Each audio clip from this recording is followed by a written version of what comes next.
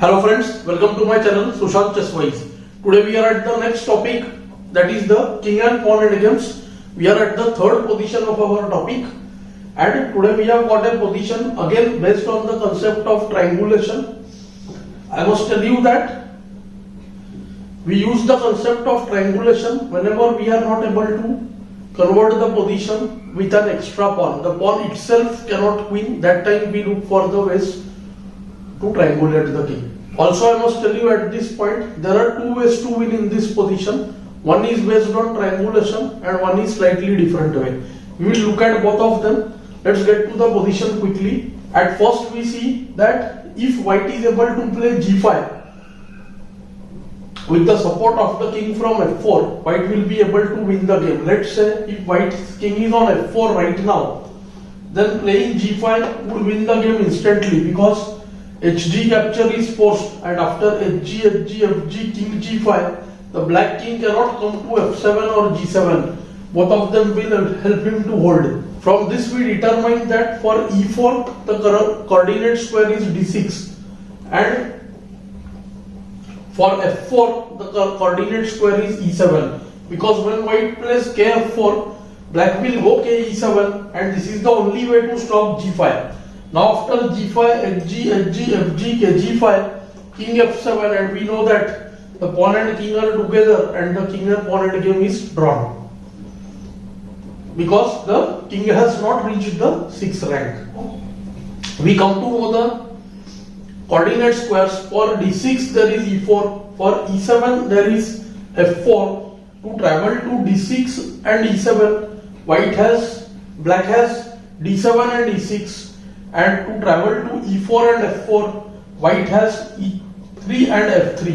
So white just wastes the move and get the same position. After kf4, ke7 force, white goes kf3.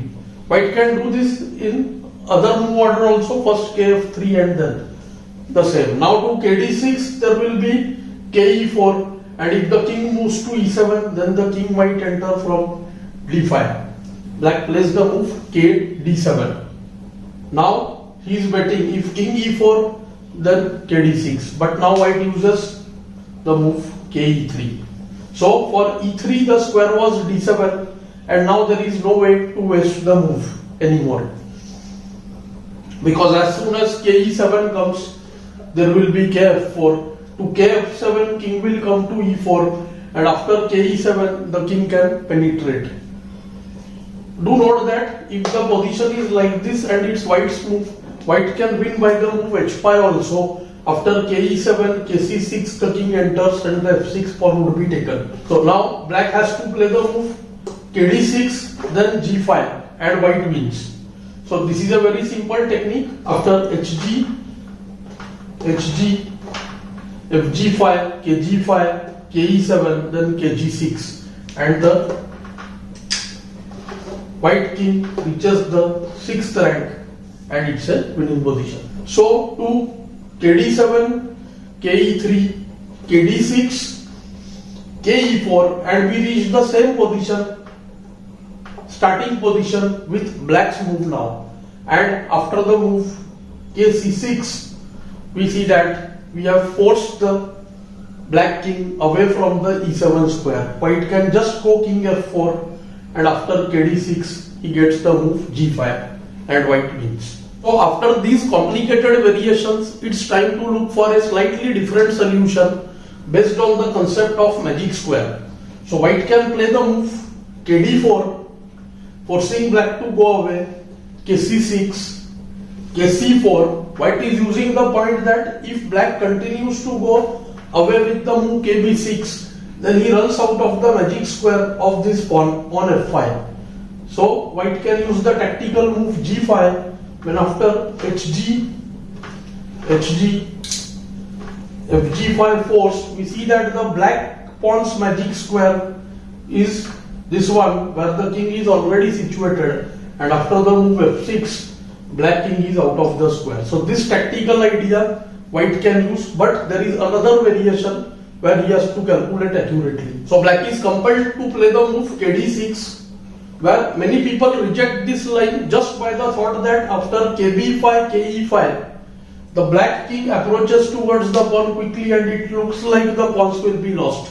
But always in the endgames or any position where moves are forced, we should try to calculate till the end position. After kb5, ke5, kc6, king f4, kd6, king into g4, ke6, we realize that there is no good way to protect f6, king into h4 forced, king f6, and we see that the king will move plus 3 moves, so white will require 4 moves to queen the pawn. And if we look at the black king, we see that black has one h5, second king move to g4 plus 1, 2, 3, 4. So he needs 6 moves to queen the pawn, and that is the reason white will queen the pawn faster. The black pawn will be still on the 7th rank. It will be white's move and white will win the game. Let's play the moves now. kb5 good move, ke5, kc6, kf4, kd6, kg4, ke6, kh4, kf6. Many strong players will try to take the calculation till the very end, till the pawn queens and the black's pawn is on h2. Because we must know that when f8 queen, pawn on h2, king on g3, white can put the queen on a8 and by force settle on the square h1. Let's play the moves and see now. h5, kg6, now kg4, f6, h4, f7, h3, f8 equal to queen, h2, and now even with the king on g3 or g4 to both the places, black had the move queen f1 controlling h1, or he had the move queen a8 again diagonally controlling the h1 square, and white wins. I hope you will also find this position useful and instructive. Do like, share and subscribe the channel. Thanks for your time.